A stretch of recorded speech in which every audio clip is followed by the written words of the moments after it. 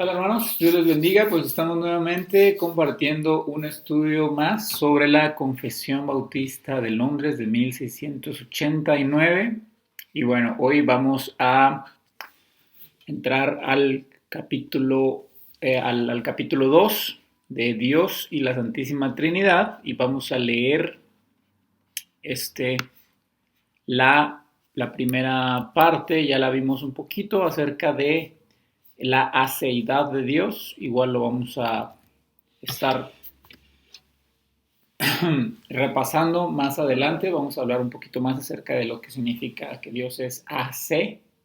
Y bueno, leímos nuestro primer párrafo del capítulo 2 y les voy a invitar a que lo puedan leer conmigo. Dice así: el Señor nuestro Dios es un Dios único, vivo y verdadero, cuya subsistencia está en Él mismo y es de Él mismo. Entonces dijimos la semana pasada que Dios es un ser necesario.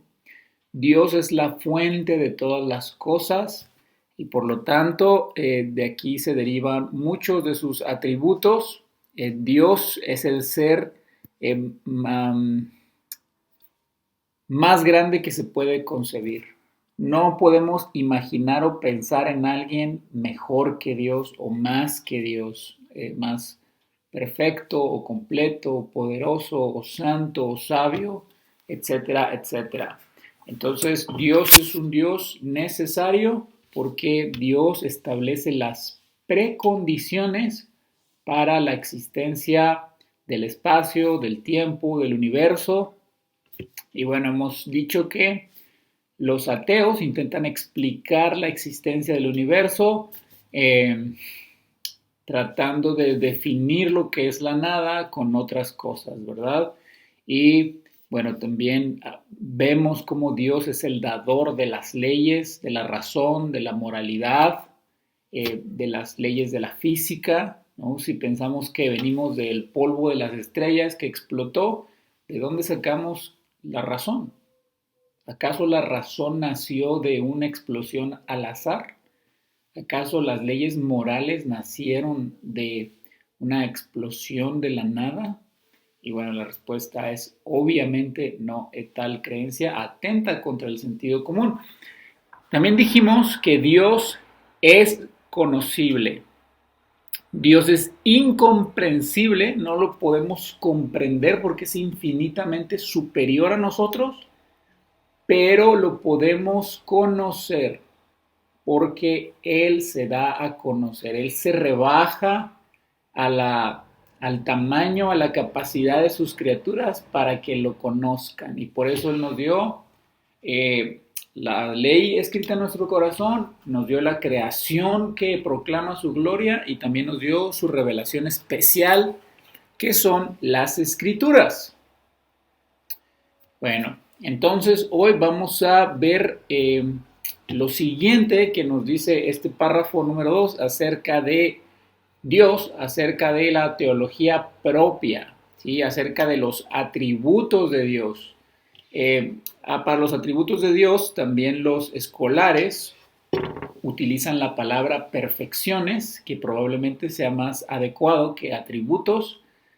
Bueno, pero a los atributos se les llama las perfecciones de Dios. Así que fíjate bien, seguimos leyendo en nuestro primer párrafo del segundo capítulo.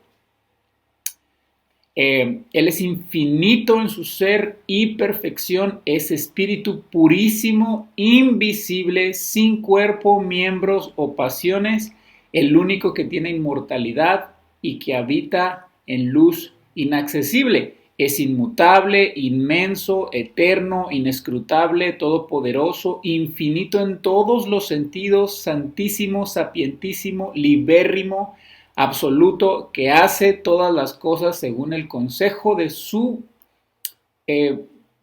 inmutable y justísima voluntad para su propia gloria. Es amantísimo, benigno, misericordioso, longánimo, abundante en bondad y verdad, perdonando la iniquidad, la transgresión y el pecado, galardonador de los que le buscan con diligencia y sobre todo justísimo y terrible en sus juicios, que odia todo pecado y que de ninguna manera dará por inocente al culpable. Hermanos, pues hoy vamos a abordar algunos de estos perfecciones de Dios, algunos de sus atributos y vamos a ir viendo cómo los atributos de Dios, sus perfecciones están conectadas de manera tal que son consecuentes las unas con las otras. Espero que eso vaya quedando claro al momento de ir abordando los atributos de Dios, sus perfecciones. Entonces vamos a comenzar con la inmensidad de Dios. Entonces conocemos esa palabra que Dios es inmenso y de hecho la misma confesión de fe utiliza esa palabra que es inmutable y es inmenso. Y bueno, dijimos también que Dios es infinito en su ser y en su perfección. Entonces, la inmensidad de Dios, Dios es infinito. Hermanos, todos los seres humanos, bueno, todos los seres creados, no nada más los humanos, son finitos. Pero el infinito debe, pues obviamente, atribuirse a aquel quien es la fuente de todo lo creado. Y cuando decimos que Dios es infinito, no nada más debemos referirnos a su infinitud respecto de su existencia, sino también de todo lo que Dios es. Por ejemplo, Él es infinitamente misericordioso, Él es infinitamente sabio y Él es infinitamente sabio, santo, es infinitamente justo, infinitamente amor, etcétera, etcétera, etcétera. Así que cuando nosotros meditamos acerca de la persona de Dios o de la Trinidad, sus perfecciones son infinitas porque Dios es un ser infinito. No, Dios no es más amor que misericordia, Dios no es más misericordia que justicia y así sucesivamente. Todo lo que Dios es infinito. Hermanos, también nuestro capítulo 2 nos habla acerca de la espiritualidad de Dios. Si te fijas, dice ahí que Él es infinito en su ser y perfección y después dice, es espíritu purísimo. Y bueno, por espíritu nosotros entendemos que Dios es una sustancia inmaterial o es una esencia inmaterial, de una esencia pura, exquisita, sin mezclar, que no tiene partes. No está compuesto Dios de cuerpo y alma, Él solamente es espíritu, no tiene partes, como ya lo mencioné, y la esencia de Dios, hermanos, es infinitamente espiritual, porque dijimos que todo lo que Dios es infinito. Por lo tanto, dado que es un ser espiritualmente purísimo en su esencia, es infinitamente excelente y noble, porque su espiritualidad es sujeta a esta infinitud que Dios posee. Bueno, no que Dios posee, que Dios es. Ahora, una pregunta interesante. ¿Qué diferencia a Dios de otros espíritus? Entonces, por ejemplo, los ángeles son espíritus, ¿verdad? Pero no es un espíritu purísimo. No es un espíritu excelente e infinito como Dios, porque los ángeles son espíritus creados y Dios es un espíritu increado. Los ángeles son finitos y pueden ser aniquilados, pueden ser destruidos. El mismo poder que los creó los puede destruir. No así con Dios. Dios es un espíritu infinito y no puede dejar de ser. Los ángeles, hermanos, son espíritus confinados, son espíritus limitados. No pueden estar en dos lugares al mismo tiempo. Ellos están confinados a un mismo lugar. Sin embargo, Dios es un espíritu inmenso. Él puede estar en muchos lugares, más bien está en todos los lugares a la vez. Los ángeles, aunque son espíritus, son solo espíritus ministradores, como nos dice Hebreos 1:14. Y hermanos, aunque son espíritus, son sirvientes, a diferencia de Dios, que es un espíritu excelentísimo y que es el Padre de los espíritus, es la fuente de los espíritus.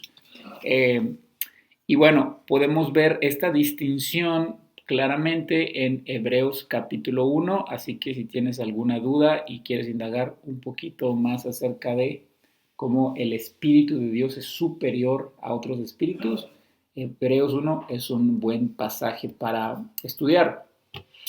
El alma, hermanos, es un espíritu y volverá al Dios que lo dio. Entonces, ya vimos la diferencia entre los espíritus de los ángeles y ahora veremos los de nosotros y los de Dios. Saben, en la antigüedad, hermanos, en la historia de la iglesia se ha creído o han propuesto algunas personas que el alma, al ser inspirada, al ser infundida por el aliento de Dios en el hombre, hacía que el hombre tuviera la sustancia y el espíritu de Dios en él. Y bueno, obviamente esto está mal. Es una opinión muy errónea porque la esencia de Dios es incomunicable. Cuando se dice que el alma es un espíritu, significa que evidentemente Dios ha hecho una parte de nosotros inmaterial y que Él ha estampado su semejanza en nosotros, que Él nos ha hecho a su semejanza, no que nos ha dado su esencia. Nosotros no tenemos esta esencia infinita y perfecta de Dios. Más bien, Él es el patrón por el cual fuimos creados. Por eso la Biblia nos enseña que fuimos creados a su semejanza, no con su esencia. Y de hecho, segunda de Pedro 1:1 nos dice que nosotros llegamos a ser participantes de la naturaleza divina. Pero obviamente lo que Pedro está mencionando es que nosotros llegamos a ser participantes de una naturaleza divina respecto al carácter moral, no a estos atributos incomunicables como la infinidad, como su eternidad, entre otras cosas. ¿Sí? No es por una unión con la esencia divina, sino una transformación en su semejanza. Muy bien, entonces, hermanos, importante, Dios es un Dios infinito, Dios es espíritu y eso está, es compatible con la idea que nos expresa la Biblia de que Dios es infinito. Un cuerpo no puede ser infinito, un cuerpo de carne, pero un espíritu puede ser infinito porque no está limitado al espacio. Y bueno, la Biblia, hermanos, nos enseña que hay expresiones en las que pues tú vas leyendo y ves que la mano de Dios, el brazo de Dios, no sé, en Apocalipsis Juan dice, vi al anciano de días sentado en el trono. Entonces, ¿cómo la Biblia expresa esto si Dios no tiene cuerpo? Si Dios es espíritu. Bueno, hermanos, los miembros corporales, estas partes del cuerpo que se le atribuyen a Dios, no son descripciones propiamente de su naturaleza, sino que son una expresión metafórica, ¿no? Por ejemplo, la diestra del Señor se entiende como su poder. Los ojos se entienden como su sabiduría, ¿no? Entonces, no es una descripción literal, sino que es una descripción figurada acerca de Dios. Entonces, el hecho de que Dios es espíritu y que no tiene un cuerpo es bastante claro en las escrituras, porque Dios es invisible, ¿no? Y bueno, también acabamos de leer en nuestro párrafo de la Confesión Bautista, ¿Y por qué es invisible? Porque es espíritu. Lo puedes leer en 1 Timoteo 6:16, a quien ningún hombre ha visto ni puede ver, al menos no por el sentido del ojo, ¿no? Nuestros ojos carnales que no están capacitados para ver la plenitud de Dios. Y de hecho, hermanos, cuando Dios se manifiesta por diversas señales, hace muy claro que es imposible para el hombre ver a Dios. Si tú te fijas en estas teofanías que encontramos en las Escrituras, siempre está el simbolismo de nube, de humo, de llamas. Y cuando los autores de la Biblia contemplan estas cosas, no están contemplando a Dios como quien dice, en su forma original, en su forma literal, sino que más bien están contemplando una descripción de su esencia en este sentido del carácter, de su poder, de su majestad, entre otras cosas, pero no una forma física como la nuestra, porque no tiene una forma física. Dios es espíritu. Eh, y bueno, estas maneras de Dios ser representado, especialmente por ejemplo en el Pentateuco, donde se ve mucho lo de las nubes, lo del humo, eh, era una forma muy clara de parte de Dios de dejar impreso en la mente de los judíos que Dios no podía ser ilustrado. Dios no podía ser dibujado y representado por medio de figuras. Eh, y bueno, aunque Dios se comunicó mucho con ellos, incluso con Moisés hablaba cara a cara, pues Moisés nunca vio a Dios. Dios le dice a Moisés, nadie puede verme, no puedes verme y vivir, ¿no? Entonces, eh, Dios es espíritu, no tiene una forma visible, al menos no para nuestros ojos humanos. Eh, y saben, hay algo muy interesante, hermanos, porque los ángeles son espíritus, tampoco tienen cuerpo carnal como nosotros. Sin embargo, están representados en las escrituras. Por ejemplo, vemos cómo cuando Dios ordenó crear el tabernáculo en el Antiguo Testamento, en esa tienda mandó bordar querubines en el velo. Y entonces vemos cómo los hacen con alas, ¿no? De hecho tienen varios pares. Y entonces vemos cómo en Ezequiel y otros profetas se describe a la forma de los ángeles, pero otra vez, la forma de los ángeles descrita ahí es una alusión a su oficio, no a su persona, no a la forma personal, sino que estas descripciones son más bien alusiones al oficio de los ángeles, que tienen alas porque son rápidos, que se tapan los ojos con sus alas porque no son dignos de ver el trono y la gloria de Dios, porque, no sé, en Ezequiel, porque siguen según las ruedas van, etcétera, etcétera. Tú ves que vuelan alrededor del trono de Dios, están cantando a Dios. Entonces, más allá de una descripción de su persona, es una descripción de su oficio. Por eso las teofanías deben interpretarse de manera figurada, no de manera literal, sino vamos a acabar pensando que hay monstruos ahí en las realidades celestiales. Hermanos, la omnipresencia de Dios deriva del hecho de que Dios es infinito y es espíritu. ¿Qué significa la omnipresencia de Dios?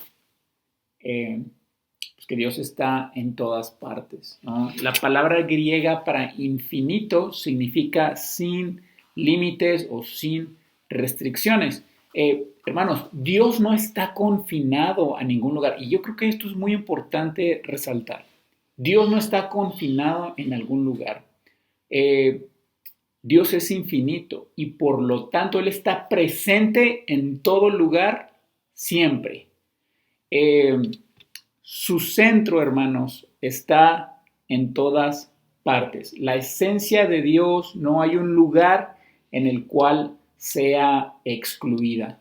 Dios está en todo lugar. Y en Primera de Reyes 8 encontramos que Salomón le dice, Señor, David dice, Señor, ¿cómo voy a construir un templo para ti si los cielos de los cielos no pueden contenerte?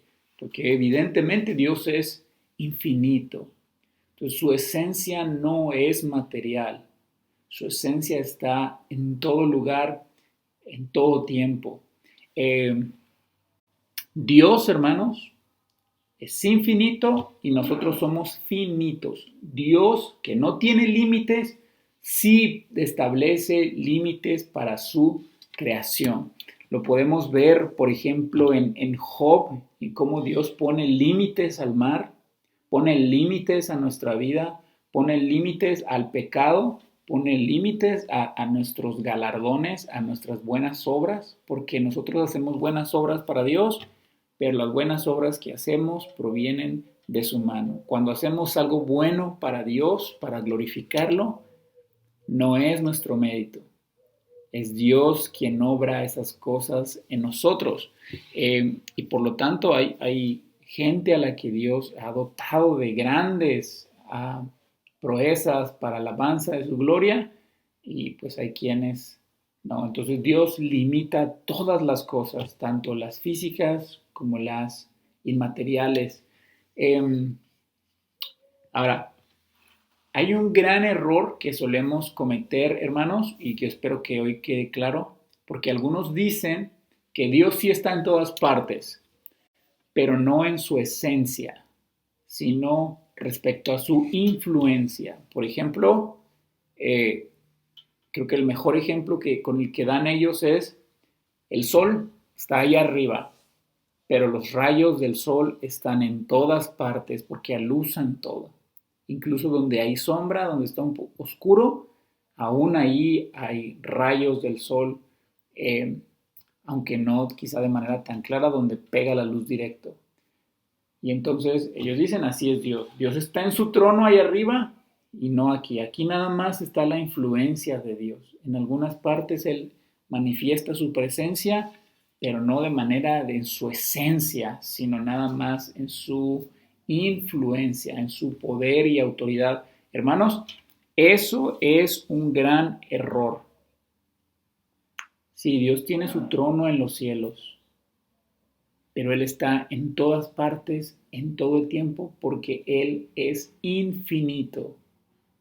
El centro de Dios está en todas partes.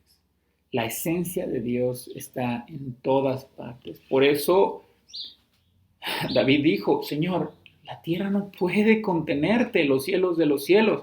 Y Jeremías 23:34 también nos dice el Señor, ¿no lleno yo toda la tierra? Y obviamente también los cielos. Entonces Dios es infinito, este universo es muy grande, pero comparado con Dios es muy pequeño. Entonces es muy interesante esto que te acabo de decir, el trono de Dios está en los cielos, eso nos dice la Escritura, pero también el trono de Dios está en el corazón de las personas. Entonces puedes ver cómo Dios no está concentrando su esencia en un lugar. Dios lo llena todo en todos. Él es infinito. Entonces Dios está presente incluso en los lugares impuros. Una vez una señora me dijo, no, es que si yo voy a un baile y me pegan un balazo ahí, me van a matar y me matan, me voy a ir al infierno, porque Dios no está en ese lugar y cómo va a recoger mi alma. Entonces no creemos en el mismo Dios, porque yo creo en un Dios infinito, omnipresente, que su esencia llena todo el universo, toda la creación, los cielos y aún fuera de los cielos. Dios sigue llenando todo porque su esencia es infinita, no está confinado a ningún lugar. Y hermano, donde es la peor perversión, el pecado más horrible, Dios está ahí. Y Dios está ahí en su esencia y también en su gobierno. y aún nos parecería increíble que Dios permita tal cosa, pero muchas veces ignoramos que Dios está ahí y restringe el pecado. Si ya nos parece aberrante lo que sucedería en ese lugar y pensamos que Dios no está ahí, no podemos imaginarnos lo que el corazón perverso del hombre haría si Dios no restringiera su pecado, si Dios no usara su soberano poder para poner límites a la maldad de los hombres. Entonces, Dios debe ser infinito en todos los lugares al mismo tiempo, no solo en lo que respecta de su naturaleza o de su poder, sino, hermanos, en su esencia, en todo su ser. ¿Cómo podríamos ponerle límites a Dios? ¿Cómo podríamos nosotros prepararle un camino a Dios para decir, ven de China para acá, Dios, y toma esta ruta? Imposible, hermanos. Dios no está confinado a un lugar, porque Él ni tiene cuerpo físico como nosotros, ni tampoco está limitado a un lugar. Y bueno, esto, hermanos, nos lleva a la impasibilidad de Dios, o como está escrito en nuestro primer párrafo de la teología propia, dice ahí, fíjate, dice, Él es espíritu purísimo, ya lo vimos, es invisible, ya lo vimos, como es espíritu, evidentemente es invisible, sin cuerpo, porque es espíritu, miembros o pasiones. Entonces, pasiones es lo que nos referimos por impasible. Entonces, si Dios, hermanos, es espíritu, Dios es impasible. Dios no es capaz de ser herido. ¿Sí? Muchas personas intentan dañar a Dios, ¿no? Pero Dios no puede ser lastimado. Aquellos que luchan contra Dios, ¿de qué les va a servir? Es como querer golpear al aire. No pueden alcanzar a Dios, no pueden dañar a Dios.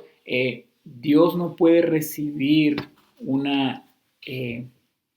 daño no nada más físico, sino también emocional o espiritual.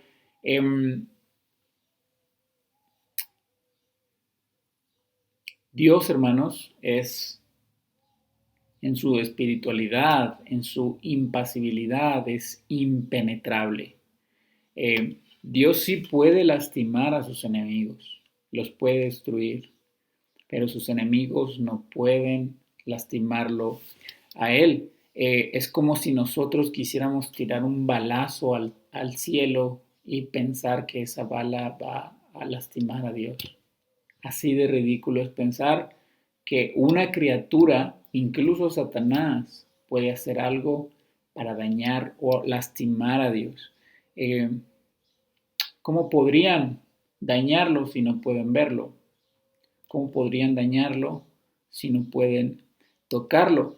De hecho, la Biblia nos enseña que Dios se ríe de aquellos sus enemigos que intentan guerrear contra Él. Pero bueno, entonces la espiritualidad, la impasibilidad de Dios no solo se encuentra en ese sentido de que no puede ser dañada la esencia de Dios, también lo podemos encontrar en sus afectos. Dios no tiene pasiones, tiene afectos, pero no puede ser lastimado en sus afectos. Y aunque la Biblia habla de esto, lo vamos a abordar en un momento. Ahora, fíjate bien, la impasibilidad de Dios es un poco difícil de explicar. Bueno, realmente todos los atributos, todas sus perfecciones son difíciles de explicar y quizá nunca lo vamos a hacer de una manera 100% apropiada, pero respecto a la impasibilidad. Si nosotros decimos que Dios tiene afectos, podemos dar una impresión, o que Dios tiene emociones, podemos dar una impresión de que la gente tiene poder para molestar a Dios, ya sea para hacerlo más feliz de lo que era o hacerlo más triste, eh, o incluso hacerle arrepentirse de algo. Eh, pues si así fuera, entonces Dios no sería la roca inmutable que Él dice ser en las Escrituras, en su propio testimonio, sino que estaríamos hablando de un Dios inestable. Eh, y pues definitivamente alguien de que nosotros no podemos depender. Si decimos que Dios no tiene sentimientos, entonces damos la impresión pues de que Dios es un Dios frío, remoto, indiferente, y pues que realmente el Dios de la Biblia no es el Dios verdadero.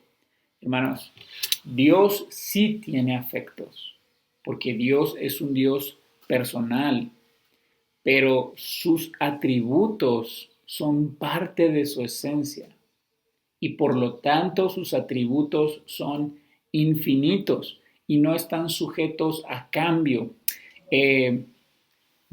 Todo lo que Dios es no está ligado a las situaciones o no está condicionado por lo que ocurre en la creación. Por ejemplo, Dios es feliz. Dios es feliz, está pleno en sí mismo, Dios desborda de amor. Este amor no se apaga porque no me levanté y oré, porque pequé y lo decepcioné. Dios no tiene este tipo de sentimientos de decepción, de fastidio, porque Dios es un Dios infinito. Sus afectos no son cambiantes, son perfectos, son constantes, son inmutables y están siempre en el mismo lugar porque no están sujetos a la creación, sino que brotan de Él mismo, de su misma esencia.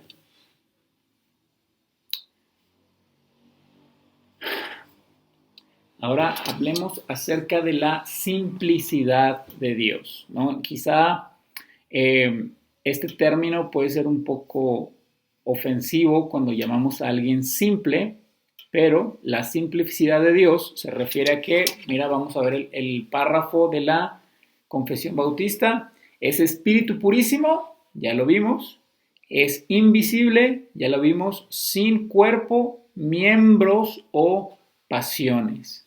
Miembros, y por ahí más adelante lo vamos a ver también. Dios no tiene miembros, no tiene partes. Dios no es un ser compuesto, es una única sustancia y no ha sido conformada o complementada de diferentes partes. Él es nada más una esencia infinita y perfecta y espiritual. Un cuerpo, hermanos, está delimitado, está limitado por el espacio y solo puede estar en un lugar a la vez. Pero Dios está en todos los lugares, en todo tiempo. Por ahí hay un dicho en latín, no lo voy a leer en latín, pero dice que todo lo que es divisible es corruptible. Dios no se puede dividir porque Dios es una sola unidad. Dios es una sola esencia. No puede tener fin aquello de quien todas las cosas tienen su comienzo, de modo que está íntimamente ligado el hecho de que Dios es infinito, es espíritu, es simple, es una sola unidad y que pues esto es una expresión de la perfección de su naturaleza. Lo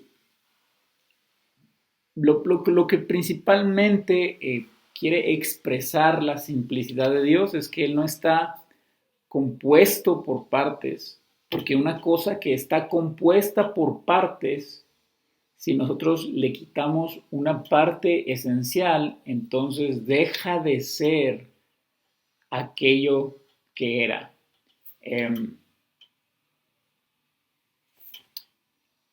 Por ejemplo, si nosotros tenemos una, una bicicleta y entonces le quitamos quizá la parte del enfrente, el manubrio y la llanta de enfrente, entonces pues ya no es una bicicleta, a lo mejor va a ser un monociclo. Entonces quitarle partes a cosas hace que cambie completamente. Esa es la idea de la simplicidad de Dios, que Dios no está conformado por partes, sino que es una sola unidad y que no es divisible. Nosotros, hermanos, no somos simples, estamos compuestos. Estamos compuestos de materia, de un cuerpo, y estamos compuestos de espíritu. Y bueno, y también tenemos una serie de cualidades cambiantes y esta también es una aplicación importante acerca de la simplicidad de Dios, porque nuestra actitud y nuestro estado de ánimo están constantemente cambiando. Los atributos de Dios o sus perfecciones son inmutables, son constantes, son eternas y son infinitas. Por ejemplo, mira cómo Dios no contiene poder en sí mismo. Dios es poder. Juan y yo todos conocemos este versículo. Dios es amor. ¿Te fijas cómo Juan no expresa Dios tiene amor? Él directamente dice Dios es amor. Así todos los atributos de Dios son su esencia. Dios no tiene infinidad, Dios es infinito. Dios no tiene un espíritu como nosotros, Dios es espíritu. Dios es misericordia, Dios es justicia. Sus atributos son su esencia y son atributos inmutables, eternos e infinitos, y por lo tanto Dios no está sujeto a cambios.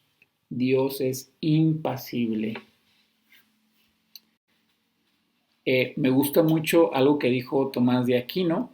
Él dijo, el acto esencial de amor de Dios es Él mismo, porque amar es querer hacer el bien para alguien, y el bien que Él quiere para sí mismo no es otro que Él mismo. Y bueno, de hecho, esta es una buena referencia a la salvación. ¿Qué es la salvación sino otra cosa que Dios se da a sí mismo? Él no nos da amor y nos dice, aquí te doy tu amor, y no nos volvemos a ver en la vida.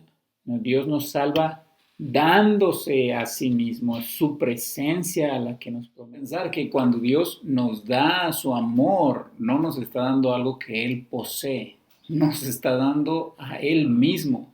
Él se da a nosotros cuando Él nos da de su misericordia, nos da de su gracia, nos da de su poder, porque no es algo que Él posee, es algo que Él es.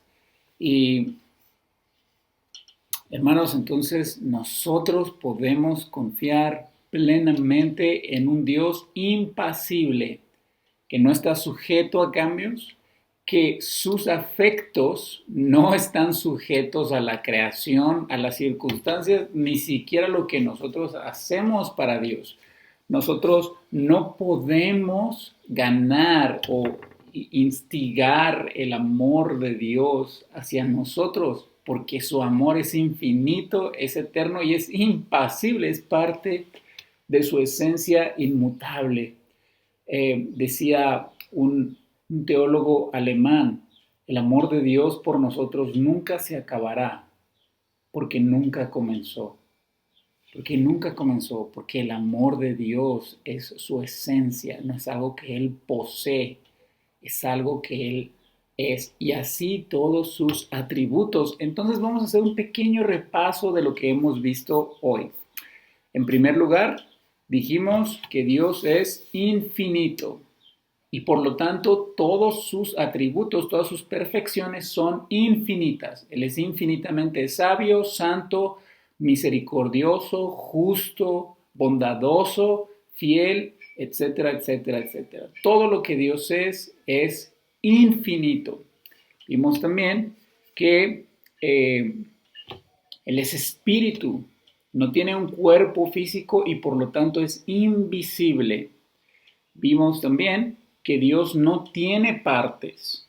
O quizá el ejemplo de la bicicleta no es tan preciso, pero podemos pensar en otros objetos que son fáciles de dividir y que pierden su identidad. Por ejemplo, un colador.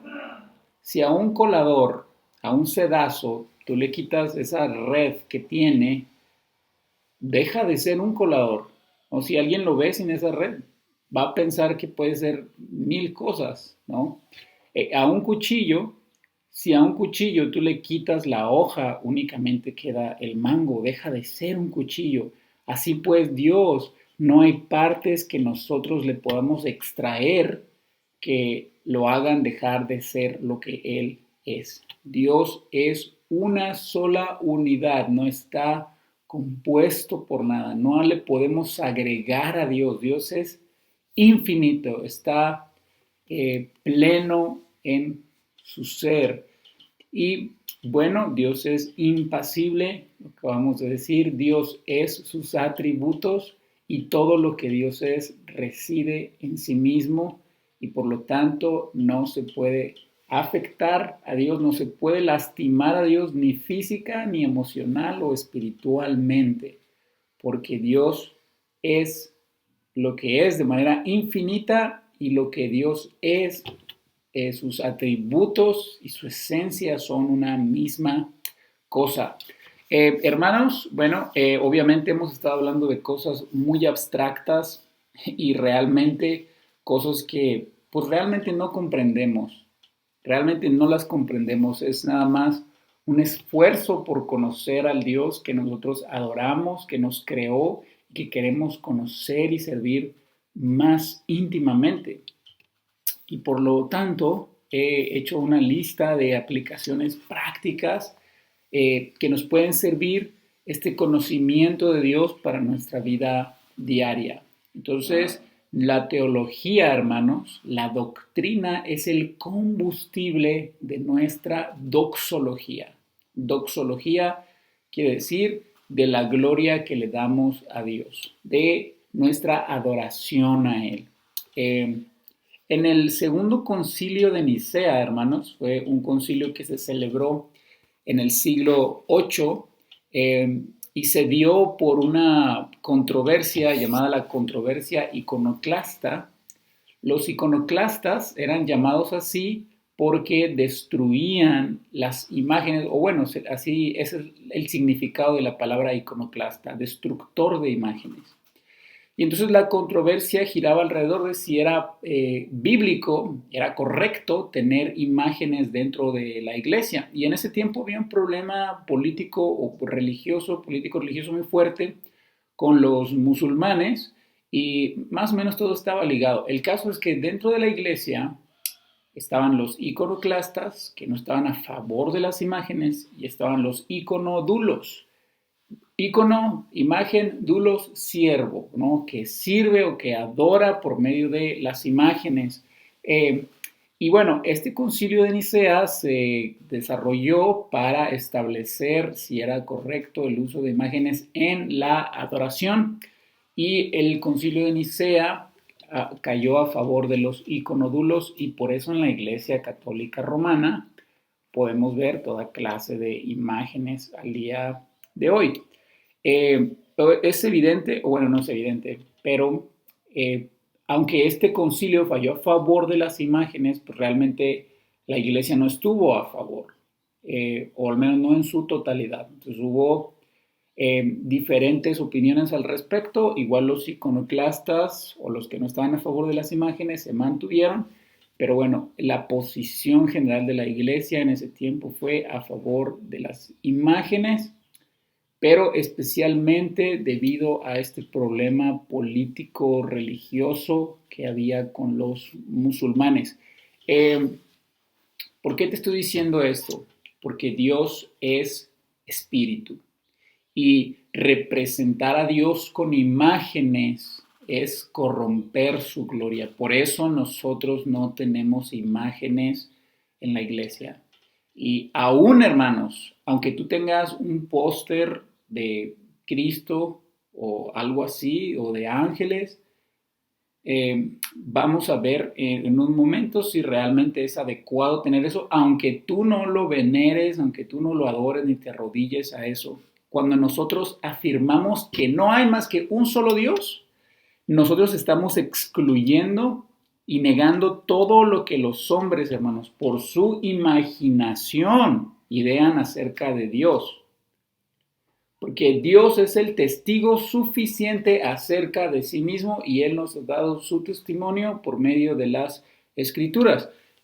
¿Por qué digo esto? Porque Dios siempre que es representado por alguna imagen visible en las escrituras, Dios siempre que es representado por alguna imagen, por alguna ilustración, por las personas, la gloria de Dios queda menoscabada.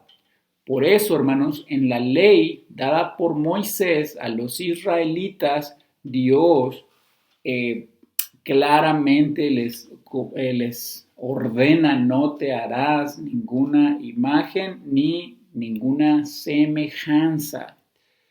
Pablo dijo lo mismo en Hechos 17:29. Siendo pues linaje de Dios, no debemos pensar que la divinidad sea semejante a oro, plata o piedra, escultura de arte y de imaginación de hombres. Hermanos, Dios, siendo espíritu, siendo invisible, pues evidentemente es imperceptible, no se puede ver. ¿Cómo entonces alguien puede dibujar o pintar un parecido con él? ¿No? Isaías 40:18 dice: ¿a quién me compararán? No puedes. ¿A qué semejanza compararás a Dios? No se puede, porque Dios es invisible, es espíritu. No, ¿cómo puedes pintar a la deidad si nunca la has visto? Pensemos en sus atributos. Dijimos que Dios es sus atributos. No puedes pintar el amor. No puedes pintar la infinidad. No puedes pintar la omnipresencia. No puedes pintar el poder de Dios, la omnipotencia. No puedes pintar a Dios tampoco. Todas las representaciones que nosotros hacemos ofenden la gloria de Dios, porque Dios está infinitamente más allá de lo que nuestra imaginación, nuestra mente puede plasmar en una imagen, y por más talentoso que sea el artista, no puede nunca dibujar o pintar a Dios de una forma justa, en justa proporción a la majestad de su gloria. Por lo tanto, hermanos, si nosotros tenemos una imagen en nuestra casa, aunque no le pongamos veladoras, aunque no nos arrodillemos ni hagamos ningún tipo de reverencia a esa imagen, estamos menoscabando la gloria de Dios, porque Dios es invisible. Ni siquiera la creación misma puede hacer una representación, por así decirlo, digna de quien Dios, ¿no?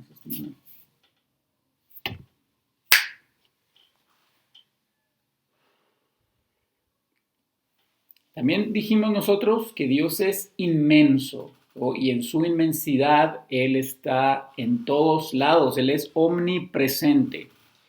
Y Jeremías 23:34, por ejemplo, Dios mismo dice: no lleno yo los cielos y la tierra. ¿Por qué estoy diciendo esto? Porque si Dios está en todo lugar, no su influencia nada más, sino su esencia, su mera presencia, aunque invisible para nosotros, está ahí porque Dios es inmenso, es infinito y Él llena todo en todo. Por lo tanto, su presencia está en todo lugar. Y hermanos, ¿por qué necesitamos una imagen de Dios si Dios mismo está ahí? Imagínate que tú vas a visitar al presidente de la República y él está ahí sentado en su oficina, en su escritorio y te recibe y en vez de hablarle directamente a él, te diriges a la foto que tiene pegada en la pared. ¿Qué sentido tendría eso? Entonces es lo mismo con Dios. ¿Por qué vamos a hablarle a una imagen si tenemos la presencia de Dios en todo lugar? Porque Él es un Dios inmenso que llena la creación que Él creó y que de hecho no lo puede contener. Mira lo que dice Deuteronomio 4. Habló Jehová con vosotros en medio del fuego. Oíste la voz de sus palabras, mas ninguna figura visteis. Guardad pues mucho vuestras almas para que no os corrompáis y hagáis para vosotros escultura, imagen de figura alguna. Entonces las representaciones gráficas o esculturales de Dios no son para la gloria de Dios. Nacen de la necedad del hombre y es en contra de su gloria. La menoscabamos, la hacemos menos, la soslayamos, hermanos. ¿Cómo podemos concebir a Dios si es espíritu, si no podemos hacernos una imagen a semejanza de Él? Hermanos, nosotros debemos concebir a Dios espiritualmente. Debemos concebirlo en sus atributos, en su santidad, en su justicia, en su bondad, porque estos atributos son un pequeño destello de su gloria que Él ha querido revelar a nosotros. Podemos concebir a Dios en Cristo, que es la imagen de la gloria de Dios. ¿Y cómo podemos hacer esto? Poniendo nuestra fe en Jesús, dándole a Dios el lugar preeminente, dándole a Dios en nuestros corazones el lugar protagonista. Hermanos, la sabiduría, el amor, la paciencia, la santidad, la misericordia, la justicia, los atributos de Dios resplandecen ¿en quién creen? En Jesús. ¿No vemos todo eso en su evangelio? ¿No vemos el amor de Dios en la cruz? ¿No vemos la ira de Dios en la cruz? ¿No vemos la justicia de Dios en la cruz? ¿No vemos la misericordia, la paciencia, la sabiduría, el poder de Dios en la cruz y en la resurrección? No necesitamos entonces imágenes para representar lo que Dios nos ha revelado. Nosotros debemos adorar a Dios en espíritu. Él es espíritu y debemos ser adoradores en espíritu. Mientras más espiritual es alguien, más se parece a Dios. Pero como lo mencionamos al principio, en sus cualidades morales, no en su esencia, sino en la semejanza de su carácter. Por ejemplo, hermanos, el arrepentimiento no está en la penitencia, no está en la severidad extrema del castigo físico para expresar arrepentimiento, sino en el quebranto interno del corazón, que llora de dolor por fallarle a su Dios, a su Señor. Las acciones de gracias, hermanos, no están en la música de la iglesia ni en la voz más bonita, sino la melodía del corazón que está satisfecho y contento por lo que el Señor ha hecho, por lo que el Señor ha dado y ha quitado. Eso es adorar a Dios en espíritu y no adorarlo con esta religión externa que busca el corazón idólatra, haciendo imágenes y adorando a Dios, no de una forma espiritual, invisible, sino de una forma solamente externa. Melanchthon, hermanos, dijo: enciende mi alma con tu Espíritu Santo, y cuán necesario es tu Espíritu. Hermanos, debemos adorar a Dios en espíritu y en verdad. Así que cuídate de no tener representaciones de un Dios invisible, de no adorar a Dios solo con la fría formalidad de la religión muerta, sino adorar a Dios con el corazón, de manera espiritual. Hermanos, también, si nuestro Dios es infinito, si nuestro Dios es inmenso y está en todo lugar, entonces Él gobierna todas las cosas, porque no nada más está su influencia, sino también su presencia en cada rincón, en cada punto de su creación y aún fuera de su creación, porque Él es infinito. No hay un lugar donde Dios no esté.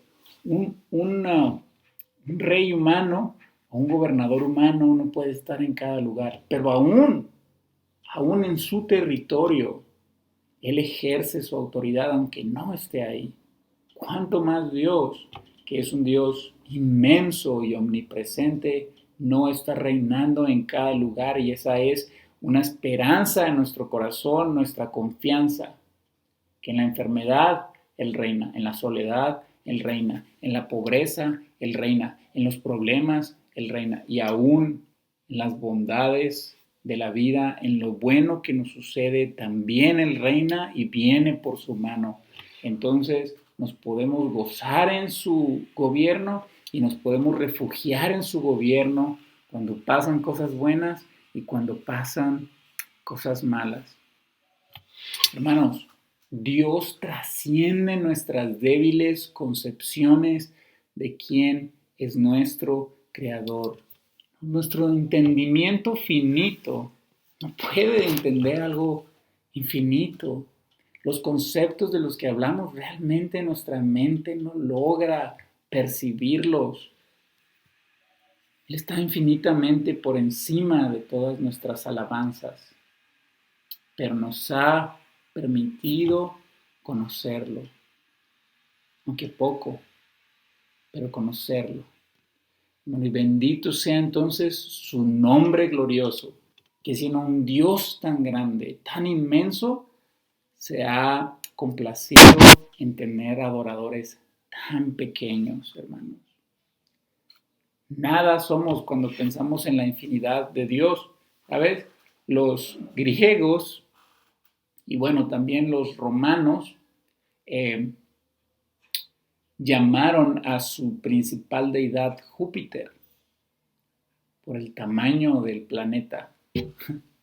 Pero cuán corto queda el tamaño de Júpiter con la Vía Láctea que lo contiene. Pero el universo contiene a la Vía Láctea.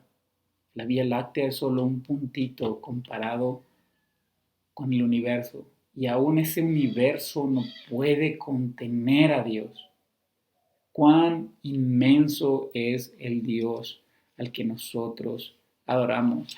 Hermanos, si Dios es infinito en su gloriosa esencia, aprendamos a adorar a Dios, aprendamos a adorar aquello que no podemos comprender. Los ángeles se cubren los ojos según las visiones de Isaías, de Ezequiel, porque no pueden tampoco comprender la majestad infinita de Dios. Pero admiremos lo que no podemos comprender, lo que no podemos asimilar. Podemos ver algunos rayos de su gloria en la creación, su poder, su cuidado, su belleza. Pero ¿podríamos nosotros encontrar a Dios?